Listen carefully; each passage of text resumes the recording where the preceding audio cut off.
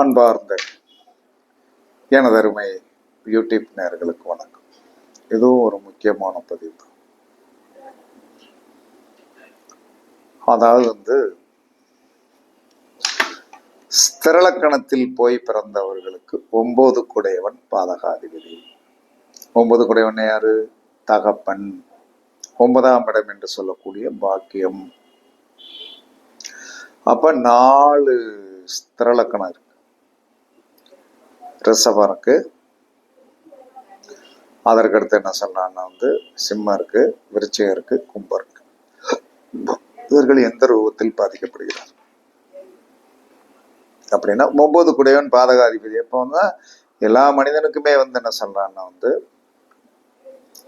ஸ்திரலக்கணத்துல போய் பிறந்தவனுக்கு தகப்பன் பாதிக்கப்படுகிறான் அப்படின்னா, அப்ப உலகத்துல பிறந்த அத்தனை ஸ்திரலக்கணத்துல போய் பிறந்தவங்களாம் தகப்பன் மாண்டு போய் விடுகிறானா, இல்ல இல்லாமல் தான் வளர்கிறான்? 99% இல்லை. அப்ப ஸ்திரலக்கணத்தில் போய் பிறந்தால் எது பாதிக்கப்படுகிறது என்று சொன்னால், காலபுருஷனுடைய 9ஆம் இடமாகிய தனுர் பாதிக்கப்படுகிறது. அப்ப ரிஷபத்தில் ஒருத்தன் ரிஷப லக்கணத்தில் ஒருத்தன் பிறந்து விட்டான் என்று சொன்னான். எனக்கு தெரிஞ்ச ஒரு ரிஷப லக்கணம் விவிஐபி போஸ்ட்.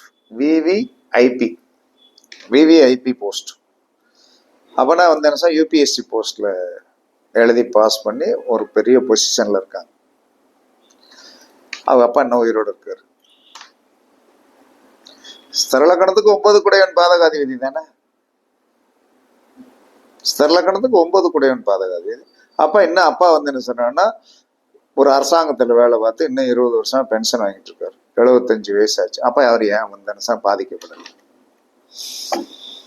அப்ப ரிஷபலக்கணத்தில் போய் பிறந்து 8 குடையவனாக காலபுருஷனுடைய 9 குடையவன் வந்துடுறான்.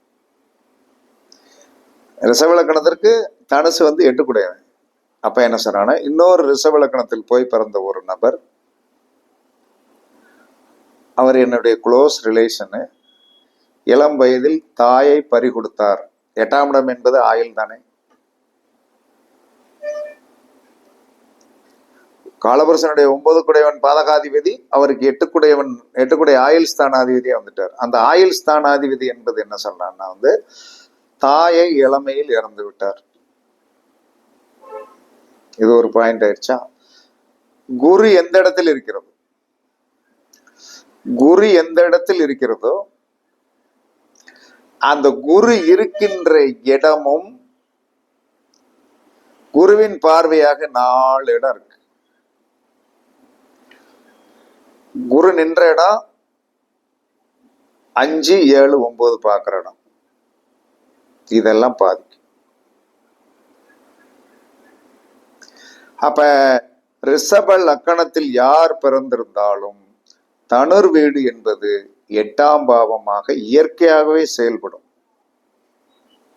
ஆனால் அது காலபுருஷனுடைய 9ஆம் இடம்.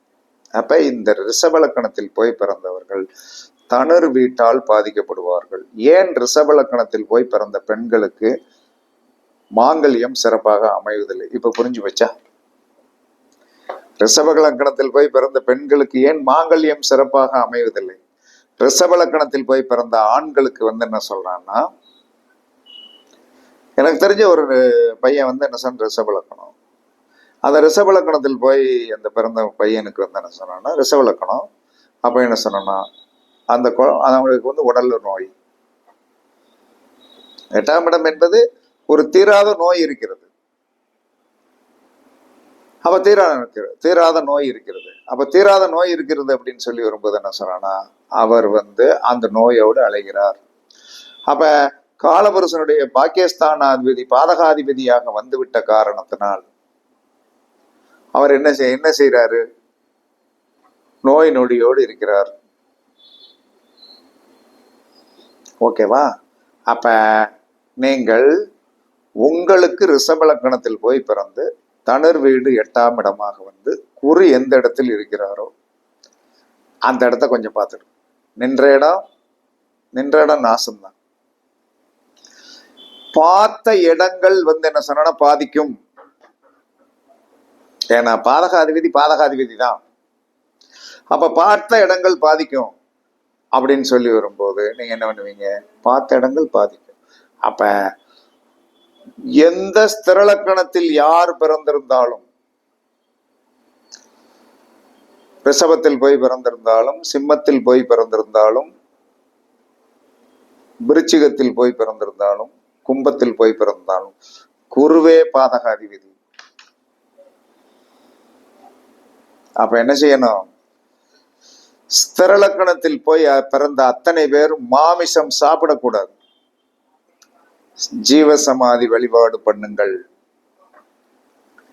ஜீவசமாதி வழிபாடு பண்ணுங்கள். குரு எந்த நட்சத்திரத்தில் போய் உட்கார்ந்திருக்கிறாரோ அந்த நட்சத்திரத்திற்குண்டான உணவுகளை தானம் பண்ணுங்கள். அந்த நட்சத்திரத்திற்குண்டான அதிதேவதையை வழிபாடு பண்ணுங்கள். 100% என்ன சொன்னா, உங்களுடைய வாழ்க்கையில் உண்மையாகவே அப்பாட நிம்மதி வந்துடும். உறுதியா நிம்மதி வரும். அப்ப இந்த ஸ்திரலக்கணத்தில் போய் பிறந்த அனைவருக்குமே காலபுருஷனுடைய 9ஆம் இடம் என்று சொல்லக்கூடிய பாக்கியஸ்தான அதிபதி, பாதகாதிபதி என்று சொல்லக்கூடிய ஒரு ரூல்ஸ் இருக்குது. அப்ப குரு எந்த இடத்தில் இருக்கிறாரோ அந்த இடமும் அவர் பார்த்த இடங்களும் சிறப்பாக இருக்காது, உறுதியாக இருக்காது. எனக்கு தெரிஞ்சு ஒரு ரிஷப லக்கணம், லக்கணத்தில் குரு, லக்கணம் இப்ப தண்ணி விட்டுட்டு அழையுது. சரி, 7ஆம் இடம் கல்யாணம் லேட்டு. கல்யாணம் 7ஆம் இடம் லேட்டு. 7ஆம் இடத்தை பாக்குறாரு இல்லையா? சரி, 5ஆம் இடம். 5ஆம் இடம் என்று சொல்லக்கூடியது என்ன சொன்னா ரிஷபம், மிதுனம், கடகம், சிம்மம், கன்னி. 5ஆம் இடம். 5ஆம் இடம் என்று சொல்லக்கூடிய பூர்வீக வீட்டை விட்டுட்டு வேற ஒரு வந்துட்டார். பார்த்த இடம் எப்படி இருக்கணும்? சூப்பரா இருக்கணும். 5வது பார்வையாக ரிஷபத்திலிருந்து 5வது பார்வையாக பூர்வீக ஸ்தானம் என்று சொல்லக்கூடிய கன்னி வீட்டை என்ன பாக்குறாரு. பூர்வீகத்தை வித்துட்டு வந்துட்டாரு.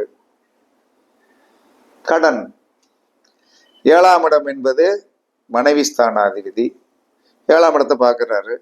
மனைவிக்கு கல்யாணம் முடிக்கும் போது அம்மா கிடையாது. கல்யாணம் முடிச்ச பிறகு இவர் போன பிறகு என்ன செஞ்சிட்டாரு? மாமனார் தூக்கு பிடிச்சிட்டு போயிட்டார். இந்த ஏளனமா சொல்றேன்னு நினைக்காதீங்க. அதான் வாய் கூசுது.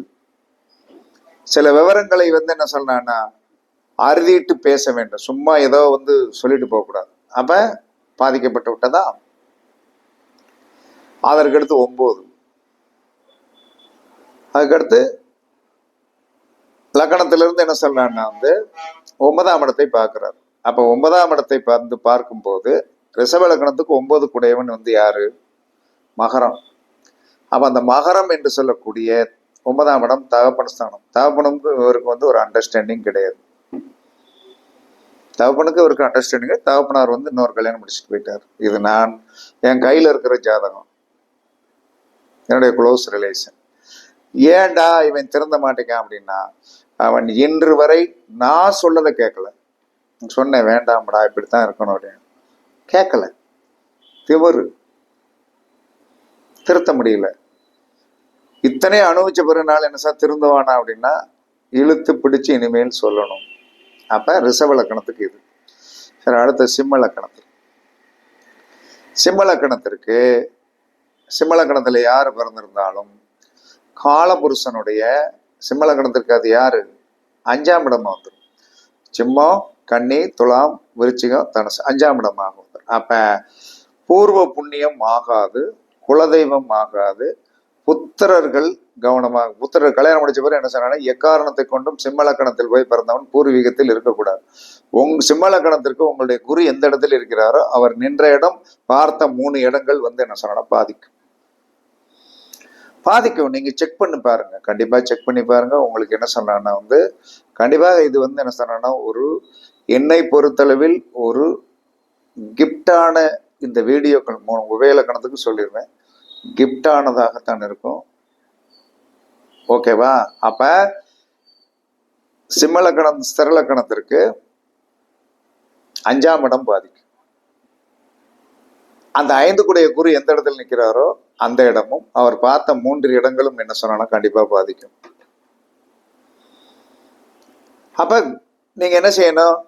யார் ஸ்திரலக்கணத்துல போய் பிறந்திருந்தாலும் என்ன சொன்னாலும் நீங்கள் கண்டிப்பாக என்னது பண்ணும், மாமிசம் சாப்பிடக்கூடாது, ஜீவசமாதி வழிபாடு பண்ணுங்க. குரு என்ற நட்சத்திரத்தில் நின்றிருக்கிறாரோ அந்த உணவை தானம் பண்ணுங்க. குரு நின்ற நட்சத்திரத்திற்கு உண்டான அதிதேவதையை வழிபாடு பண்ணுங்கள்.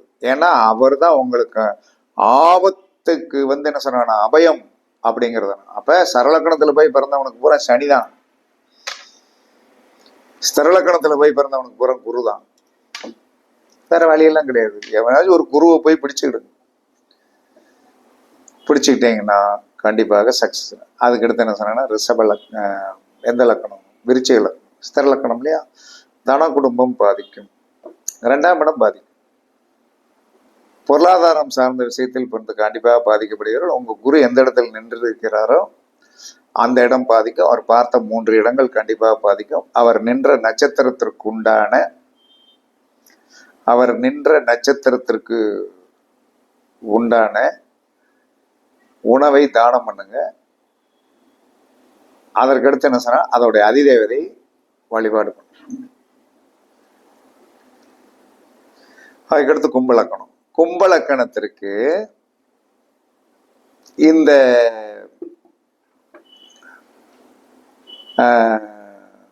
தனுர் வீடு எது வரும்? லாபஸ்தானாதிபதி. உங்களுடைய பொருளாதாரத்தை உங்களுடைய மூத்தோர் பாதிக்கப்படும். உங்களுக்கு மூத்தோர் இருந்தால் பாதிக்கப்படுவீர்கள்.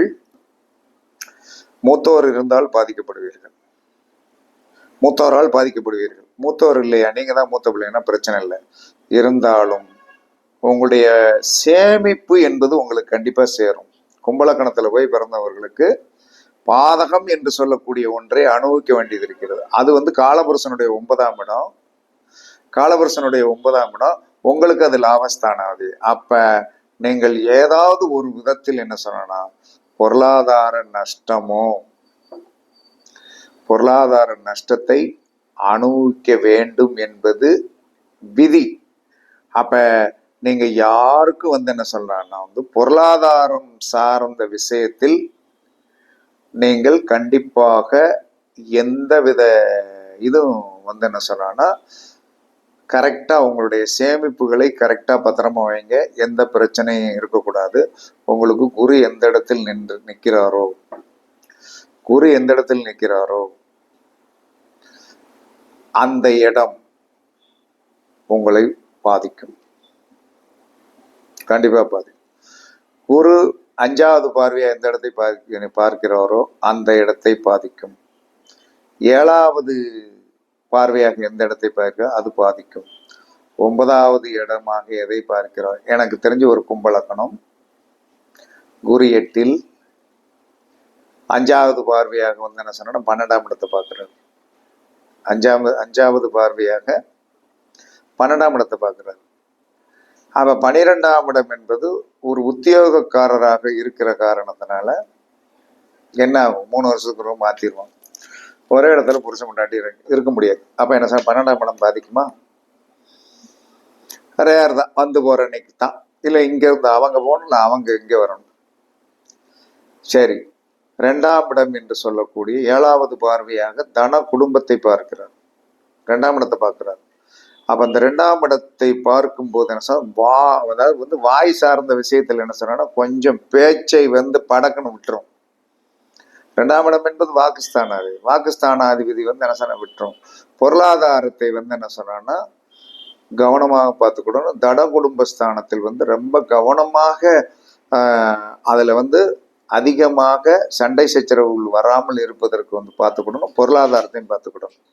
அதுக்கடுத்து 9வது பார்வையாக லக்னத்துக்கு 4ஆம் இடத்தை பார்க்கிறார். அப்ப சுகஸ்தானத்தை பத்திரமாக பார்த்து கொள்ள வேண்டும். வீடு, மனை, வண்டி, வாகனங்கள் என்ன சொன்னா கவனமாக பார்த்துக்கொள்ளும். இளம் வயதில் கும்பலக்கணத்தில் போய் பிறந்து வாகனம் என்று சொல்லக்கூடிய ஒரு வண்டி ஆக்சிடென்ட் ஆகி நொறுங்கி சுக்கு நூறாம ஒண்ணும் இல்லாம போச்சு. இதெல்லாம் கண்ணு முன்னாலே பார்க்கப்பட்ட ஜாதகங்கள். ஏன்டா இதுக்கு என்ன சொல்லலாம்னா இப்படி அப்படிங்கும் போது அது பார்த்த இடங்களை பாருங்க. உத்தியோகம் என்று சொல்லி பெண்ணுக்கு வந்து விட்டால் திருமணம் என்று நடக்கும்போது அதுக்காக வேலை இல்லாதவனை முடிக்க முடியாது. அப்ப வேலை இருக்கிறவனை முடிக்க முடியாது. அப்ப கல்யாணம் முடிஞ்சு என்ன சொல்றாரு? கல்யாணம் முடிஞ்சு புருஷன் ஒரு இடத்துல இருக்கார், பொண்டாட்டி ஒரு இடத்துல இருக்குது. அப்ப இப்ப ஒரு கொஞ்ச நாள் என்ன சொன்னா ஒரு இடத்துல சேர்ந்துருப்பாங்க. அதுக்கடுத்து என்ன சொல்றாங்கன்னா 3 வருஷம் கழிச்சு டிரான்ஸ்பர் ஆகும்போது என்ன சொல்றாங்கன்னா அதுக்கு தக்கன செட் பண்ண. அப்ப அந்த 12ஆம் பாவம் சார்ந்த விஷயத்தை அந்த 8ஆம் இடத்துல இருக்கிற குரு 5வது பார்வையாக 12ஆம் இடத்தை பார்க்கறதுனால அங்க அதிகமாக நீச்சல் அடிக்க முடியாது. முடிஞ்சு வச்சு 2ஆம் இடம் என்று சொல்லக்கூடிய தன குடும்பஸ்தானத்தில் பொருளாதாரத்தில் என்ன சொல்ற ரொம்ப கவனமாக இருக்க வேண்டும். குடும்பத்தில் சண்டை சச்சரவுகள் வராமல் பார்த்துக்கணும்.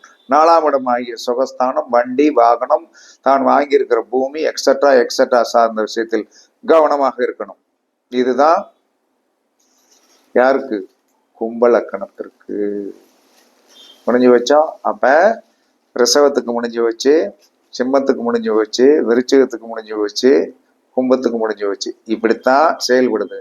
அப்ப யாராக இருந்தாலும் ஸ்திரலக்கணத்தில் போய் பிறந்தவர்கள் குருவை பிடித்துக் கொள்ளுங்கள். எனக்கு எடுக்கிறவன் தான் அவனை பிடிச்சுக்கணும். மாமிசம் சாப்பிடறதை நிறுத்திடுங்க. ஜீவசமாதி வழிபாடு பண்ணுங்க. உங்களுடைய குரு எந்த நட்சத்திரத்தில் நிற்கிறாரோ அங்கதான் உங்க திறப்பு இருக்கு.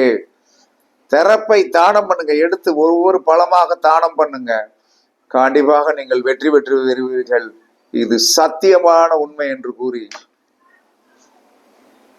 பயன்படுத்தி பாருங்கள், செக் பண்ணி பாருங்கள், சூப்பராக இருக்கும் என்று கூறி உங்களிடமிருந்து விடைபெறுவது சிப்பிப்பாறை ஜோதிடர் சாதி ராகவன் ஜெயபாலாஜி. சுகமே சூழ்க, சுகமே சூழ்க. வாழ்க வளமுடன், வாழ்க வளமுடன். வணக்கம், வணக்கம், வணக்கம், வணக்கம், வணக்கம்.